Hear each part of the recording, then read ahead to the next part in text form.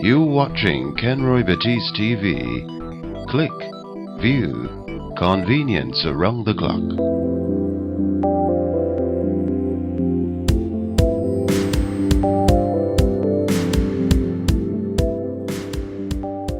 Hey guys, you're watching Kenroy Batiste TV, and this is Personality Grenada. So glad you can join us for this episode.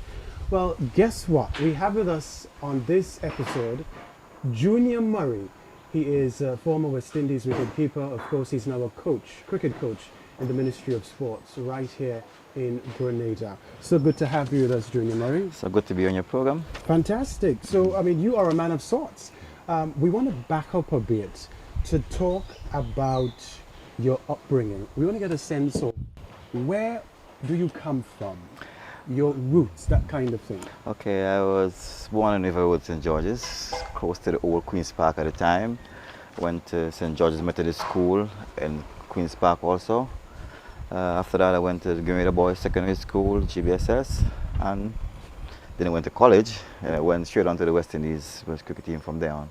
So Riverwood is my roots, and it's a foundation for sports, and it's a sporting village, and that's where my football career came from, and my cricket career. So which one started first? Your Football, my football career. Yes, started first in GBSS as a goalkeeper. Oh yeah? Yes, played for Queen's Park Rangers at the time. I played midfield, I played goalkeeper. You know, football was my first love. Right. Yes. Oh, and you played various roles. Yes, but I could have played cricket. Oh, okay. Yes. So how do you explain the transition from football to cricket? Okay, well, if you remember the late Kenny Hobson, yes, he was very inspirational in me making a turnaround. He was like a father figure to me in cricket. Also, Mr. Walter St. John, and you know, and I could have played both very well. But I told myself, in the Caribbean, if you want to get anywhere in sports, I think cricket is the easier one. Oh yeah. I think Okay. So I decided to make a switch. One time Kenny told me, Junior, you can make it big in cricket, probably play for West Indies, and that really motivated me. And from the time I made a switch, I decided like I want to play for West Indies, and no one going to stop me. Mm-hmm. So I did whatever I had to do, train hard, work hard, get myself in shape, and it happened for me. And it was one of the biggest moments in my life. So, did you come to the realization that you were better in cricket than football? How did that work out? I think I was better in football. Yeah? I think I was better in football. But I told you before, Right. I wanted to make strides in my career. Right. So I decided to choose cricket. And So how did this opportunity for West Indies come about? okay, well, first of all, I got to play for Grenada under 19. Then you get on to Wimbledon Islands. And when you get on to Wimbledon Islands in a regional tournament, you perform there, Right. and then the selectors look at you, and then you get selected from there on. So it started from there. So how did you feel when you were selected back then? And what year was that? Well, it was 1992. Right. I used to work at the St. George's Port at the time, and you know, that same year I had a good year in the regional tournament. Made 100 against the likes of Ambrose and those big guys from the Leeward Islands Right, I team. imagine. Yes, you know, and you know, working on the port, you know, everyone, at least at that year, the West Indies team was going to Australia, 1992. Working on the port there, saw Mr. St. John coming to the port. You know, he was like, I saw him before, as a father figure, and he was all happy and crying. You know, and he brought me to tears too. He said, Junior, you made it. Junior, you did it. You know, you've been selected to go to Australia for the West Indies team, and you know, both of us hug in the middle of the port.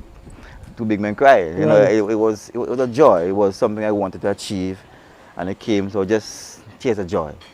Right. And acclimatizing to the rest of your teammates, how was that experience? Well, you know, being from the small island, you know, Grenada, first Grenadian to make a West Indies team, you know, I kind of more stick to the likes of Ambrose and the Richardson, and because they're from the Leeward Islands, and you know, I feel more at home with those guys, you know. Right. Yeah, so it was okay. They took me in the team, and you know, everyone liked me in the team, and you know, up to the day they still like me. Yeah, I imagine. Oh yeah, because you've set such a fantastic record.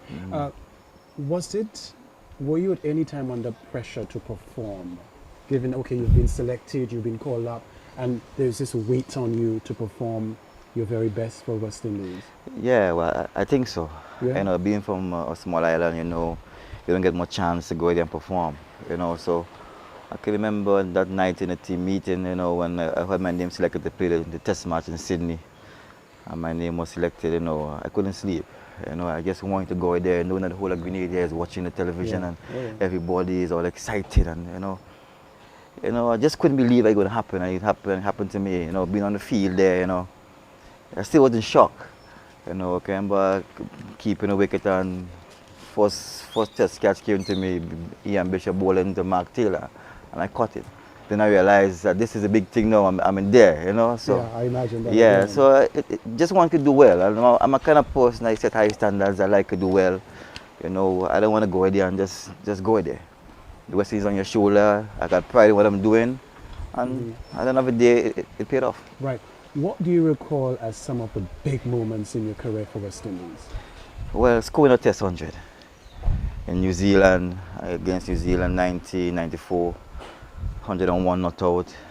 I think that's one of the biggest moments. And winning a test match in Adelaide against Australia by 1-1. Right. And I took the last catch. So these are the things that really stands out in my career. I'm told you started as a batsman.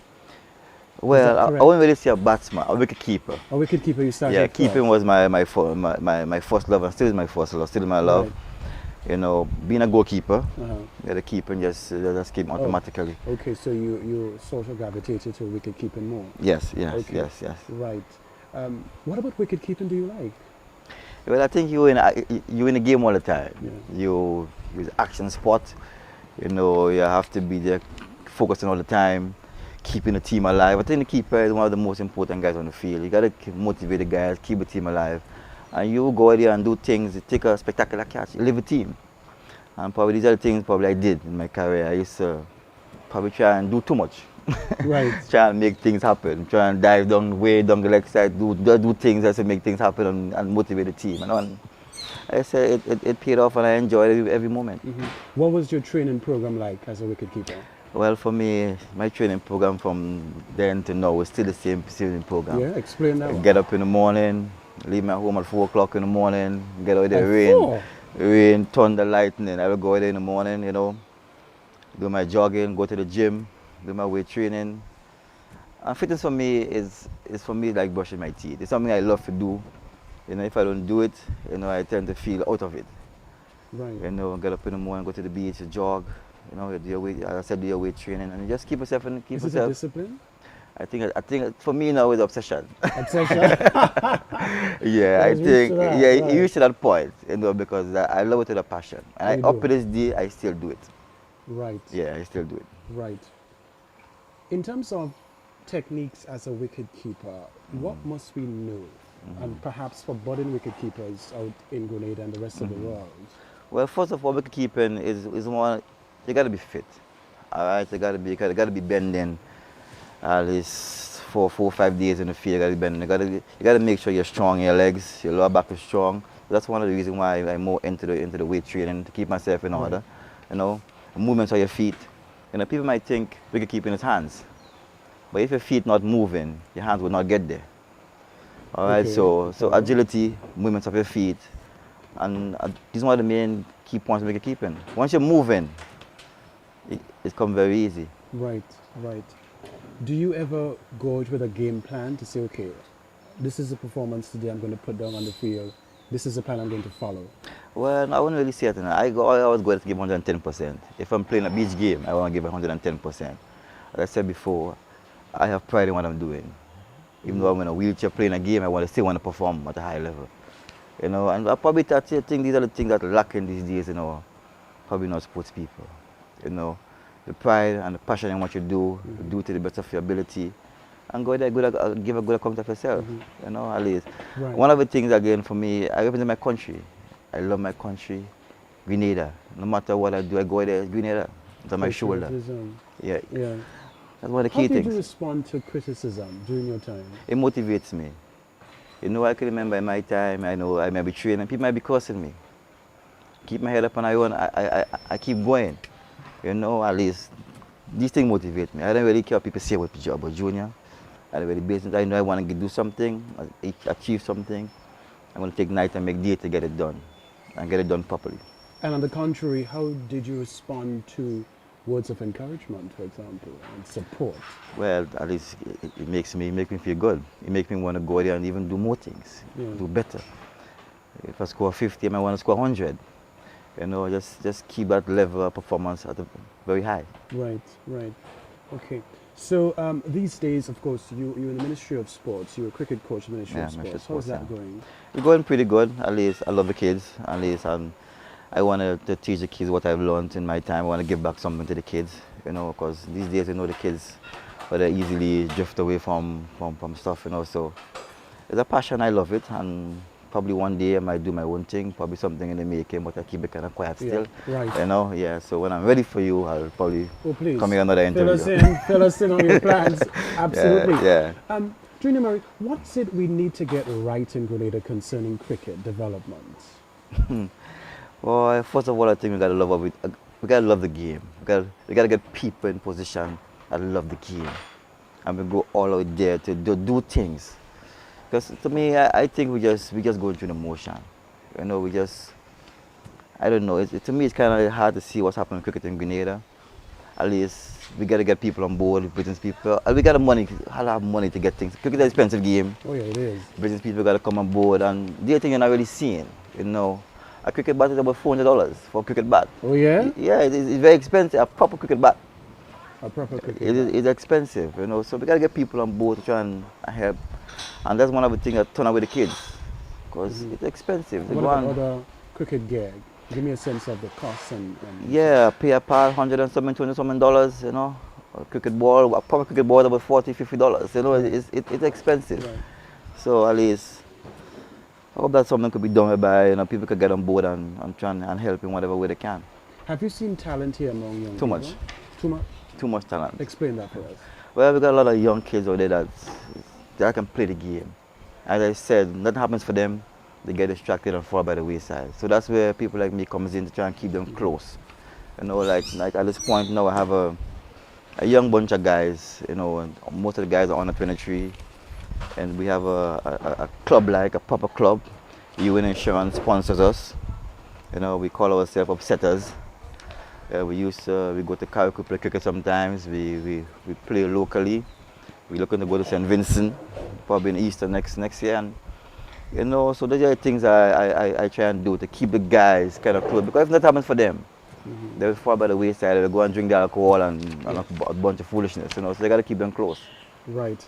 Well, I actually did some research on you, and the write-up says, Junior Murray, one of a handful of Grenadians to play Test cricket for the West Indies. Murray was a wicket-keeper batsman. Yes. That's wicket-keeper my first, yes, that's in order. Okay, and it goes on to say, he started his domestic career as a batsman and only later developed into a keeper, although he never looked entirely confident with the gloves, as he was arguably too tall and suffered in comparison with the dapper Jeff Dujan, if I'm pronouncing that correctly. But you maintain your interest was wicket-keeping. Well, wicket-keeping. Yeah, Is it still wicket-keeping? It's still wicket-keeping, yeah. So I still do it. I go out and demonstrate, I still do it. At least I always want you fit. No matter if you're 40 or 50, once you're fit, whatever sport is doing, you can still go out there and do it. At least once you keep your body in shape. Yeah? So fitness is like the main criterion? I think so. I think so. Any sport. Any sport. Any sport. Right, right. Oh, fantastic. What do you do when you're not on the field, when you're not coaching? Well, I'm more relaxed. I love to sleep. I love to watch a bit of television. To sleep?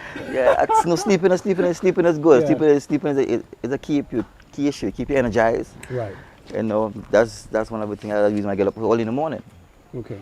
Because I love to rest myself, you know, watch a bit of television, and, you know, probably hang out with the guys. And I'm not really into the drinking, into the partying and those kind of things. Because I always feel my body is a temple. Whatever goes in my body have to be good for me. Body's a temple. That's Interesting point. Yeah, because I don't really partake in the drinking. I watch what I eat. I'm very health conscious. So I understand. Yeah, people tell me I want to live for 150, but I don't want to live for 150. What do you want to live for? No, the big man gave us 3 score and 10. Right. Anything after that is bonus. You know, so. We shall continue to talk about that. All right, we're going to take a break here on Kenroy Batiste TV. You're watching Personality Grenada. We'll see you in a while. You watching Kenroy Batiste TV. Click, view, convenience around the clock. Welcome back. You're watching Kenroy Batiste TV. The program is Personality Grenada, and we're talking with former West Indies wicketkeeper Junior Murray.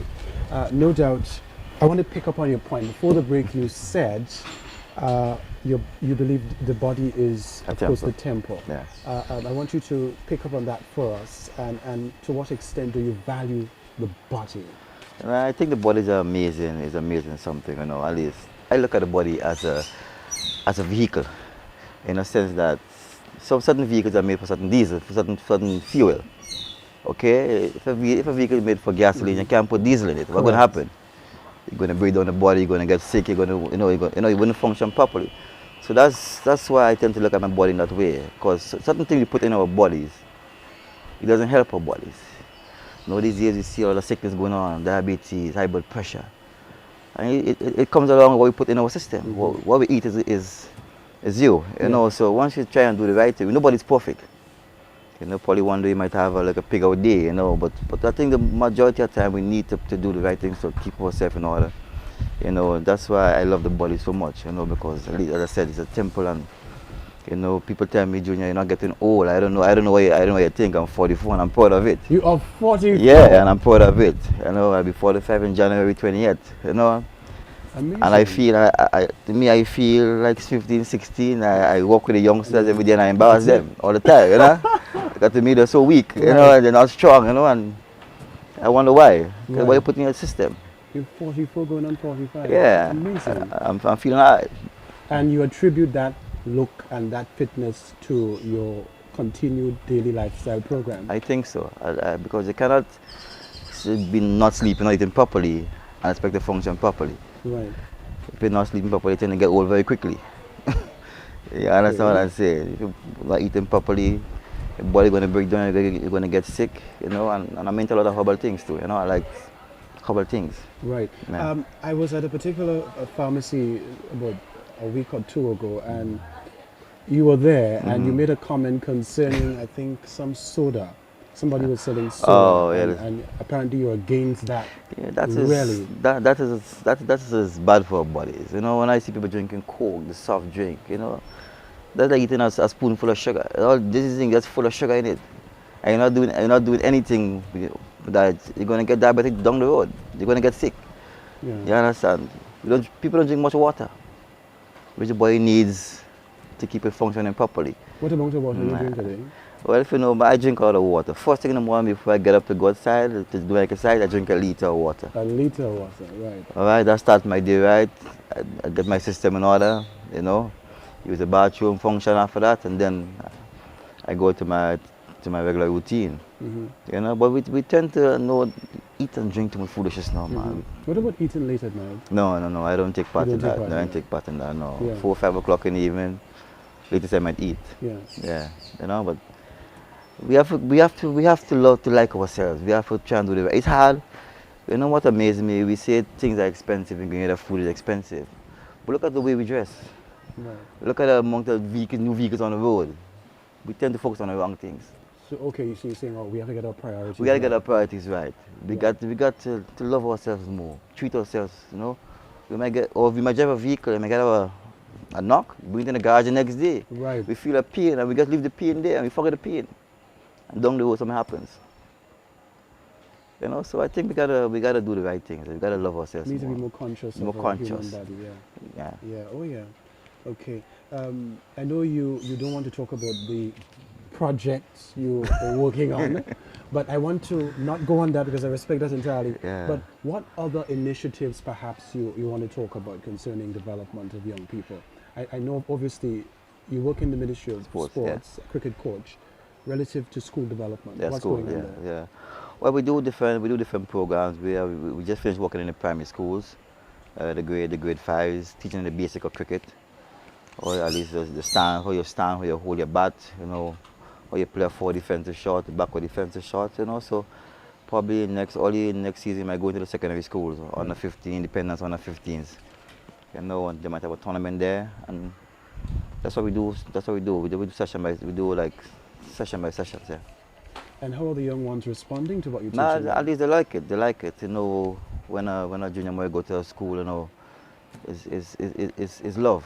I imagine. Yeah, the kids come over you and they hug you and they bring things for you. They treat you nice, and Right. it feels good. You know that sometimes the kids, you know, the way they look up to you. But something I find like in the school, like sometimes we don't really teach the kids about people who do make contribution to our country. Sometimes the kids don't really know you. You know, but I think it's something that we should be doing, bringing people out there to meet the kids. You know, like Roy Lewis or Devon Smith or somebody who make a contribution, even a young guy in the basketball, like, people might know them. So I think we need to go there and teach our children our local history. You know, because I don't think we do that in the school. The people don't really know. Actually, for some of the kids, they might know who Bob Hood is. Play football for Grenada. You know, and it's a very sad situation. Yeah. You know, we need to teach the kids, right? Not about at least all due respect to the superstars, but we need to know our local people. Oh, yeah. Yeah. No, I absolutely agree, and that's one of the goals of this particular program, Personality Grenada, to reveal nation builders, people of outstanding caliber.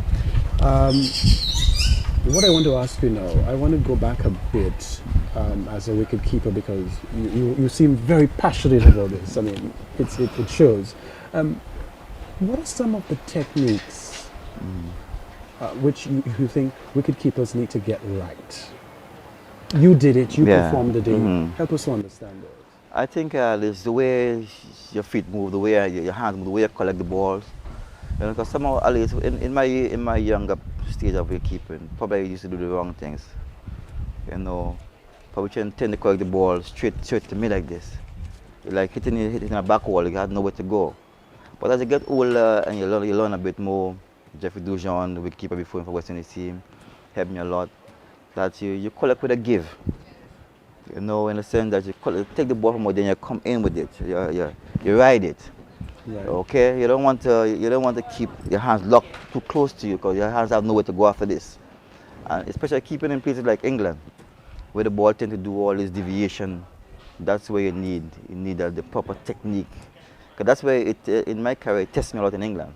Right. Yeah. Exactly. I told you there's a stint there as well. Yeah, in England, you know, where the ball tend to deviate and it tend to have to ride it and do the right thing. Otherwise you're going to be looking like a fool along the road, you know. Yeah. Had you a coach who worked with you tirelessly to perfect the person you are today? Well, to tell you the truth, it might sound wrong, but in my coming up in cricket, one person that really helped me, especially my batting, because to me keeping is natural for me. Oh yeah? Yeah, but the batting part, I had a bit of problem with the batting part, and it's Ashley Folks, the football coach, that really helped me in my batting. A football coach helped you with your cricket batting? Yes. Yeah? Yes. Right. And when he finished with me, that's when I made West Indies team. I used to be on the Gulmore Beach in the mornings with a wind ball bat, doing all kind of things with Ram Folks. No one knew that. You understand? No one knew that. For the first yeah, time. for the first time. But so what did he do right? well, getting me to move my feet right. Because as we say in cricket, I couldn't hit the ball through the offside. Okay. Simply because I was using more my right hand. So I tend to go on the onside a bit more than the offside. Okay. But then he came to me and helped me. Showed me how to release the tension on my right hand on the bat and hold the left hand a bit tighter. And that's what we're doing with the kids now. As he said, to show them the right way. He's part of that program as well? No, he's not part of that program. No, he's not part of that program. No, Okay. no. But these are things I learned. Yeah. So I can pass it on to someone else. Okay. Because most of the kids now, the senior players too, have a bad habit. As a right-hand batsman, they tend to use more your left hand. Okay, the right hand is just a guide on the bat. But most of them tend to use the right hand and the left. So everything tends to pull to the onside of the same cricket as a right-hand batsman. Oh, you know, so he took me on the beach with a wind ball and softball bat and helped me. And when I finished there, made 100 and West Indies. So it's something I will always remember. And it's a person name I will always call, Ashley Folks. And that's the only person who that really worked with me with my cricket. Okay. Yeah. Right. How supportive was your family? Yeah, they are supportive, still supportive. Yeah. Always behind me, you know. So at least, and that helps a lot too. When your family Right. behind you, you know. So it goes a long way. I'm very close to my family still. You know, we have a nice bond, you know, which is very important. Brought me up the right way, you know, which is important. You know, probably a young say mightn't take everything, but you know, And what is foundation. your connection to your home village, River Road? Well, at least it's home. If I was home, at least I'm friend with everybody. It doesn't matter to me. I'm friend with the vagrant. It doesn't bother me. Anybody. I walk through there. I can leave my vehicle open there. Nothing but nothing. Yeah. Yeah. Right. Just imagine that. All right. Let's go back to talk a bit about fitness, because apart from you being passionate about wicket keeping, Yeah. I have Fitness. come to the realization that you're also big on fitness. I'm big on fitness. I'm really big on fitness. If I'm a national player, Yeah. I won't have to wait for 2 months before tournament to get fit. It's something I do every day. It should be part of you. And right now, I have some cricketers working with me and women cricketers who have never done that before. Trying to get them in that, work with them all now. So by the time the tournament reaches in July, August, they're ready. And they say, Junior, I've never done that before. They So will call. preparation is key. Preparation is key, and that's what I'm. People take That it for granted. people take it for granted because we don't have pride and passion in what we do. Yeah. You understand what I'm saying? We just go there. As I said, it's Grenada. It's the ice green and gold. Like when you go there, it doesn't matter if you're playing a wooden ball game. It's Grenada, and that's what matters to me most. The pride and the passion we should have it in what we're doing. Right. Yeah. You know, as you mentioned that on my way to this taping, one of my media colleagues said to me, it is so much more than a person having talent, but it's like a program altogether: talent, commitment, passion. Yeah, you should have it. You can have a talent. I could take, for example, my good friend Roy Lewis. He never loved to train. He's full of talent. I was the one that had to work hard. I would always sit back and go out there and do it. Once you get older and you realize that talent alone can't take it, he used to call me to train now. Because you realize that the training is a key part. It's a key part. You can be talented, yes, but you have to train. Have to train. You have to train because you can't score 100 in half an hour. No, no, If you're not fit, absolutely. you get Yeah. tired fast, and down the road you get out. But once you're fit, everything works together. Your brain, your hand-eye coordination, everything works together. And then you can go on. From there, I came back keeping for two days, and I'm already tired. Bending my Okay. back whole day, and I'm already tired. You know, so once you're fit, everything comes in easy. Let me ask you this very candid question. I mean, this may be off the chain. If you were to be called back to West Indies, would you return? Well, at least if they really want me to play, I If will. they really want you to play. Yeah, I love West Indies cricket. You still have the passion. I for still have the West passion for West Indies cricket. I still watch it.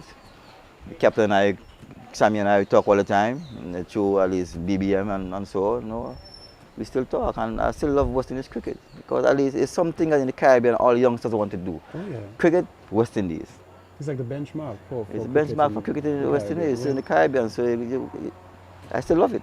But it's sad when you see them losing. Mhm. It hurts your heart. What do you think they're not getting right? Well, I believe, I At the think, moment. I think it's a passion, all right? I think it's a passion. I think we need to get back that passion in cricket. You know, because playing with the older guys, even playing with in the Masters, with the Ambrose or Viv Richards, the way they take the game, so serious still. So you can imagine when they're playing in the prime, that passion. But I think we're getting it back. We're getting there. I think Sammy's doing a good job, you know, so we get it back there. It's going to take some time, but we get back there. Get back on top. Right. I hope So that's going to be soon. As we put a wrap to this Junior Murray interview, what do you want to leave my viewers with relative to the game of cricket, relative to talent coupled with commitment and passion, discipline? What do you want to leave Well, us I think preparation is a key. Preparation is the key is the key to where you want to get to. You know, love what you do. You know, have pride in what you do. Work hard. Nothing comes easy in life. You got to work hard.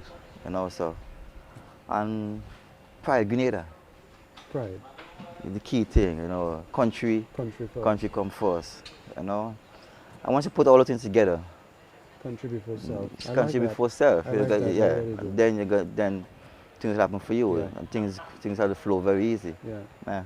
Fantastic. Well, I'm going to have an invitation for you to come back because I want to learn about your project in quotations. Yes. But thank you so much. Yeah, It's thanks a been lot. an Yeah, absolute pleasure. it's a pleasure. Talking there with former West Indies wicketkeeper Junior Murray. No doubt the invitation is extended to him to return on Personality Grenada right here on Kenroy Batiste TV to talk about his project. Thank you so much, and we'll see you next time, guys.